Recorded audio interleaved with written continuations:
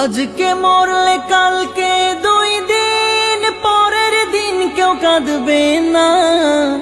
যাদের জন্য করলা কামাই মরলে তারা চিনবে না। আজকে মরলে কালকে 2 দিন পরের দিন কেউ কাঁদবে না। যাদের জন্য করলা কামাই মরলে তারা চিনবে না।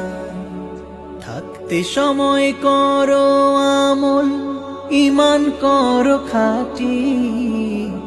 থাকতে সময় করো আমল, ঈমান করো খাঁটি। শেষ ঠিকানা তোমার আমার 3.5 হাত মাটি।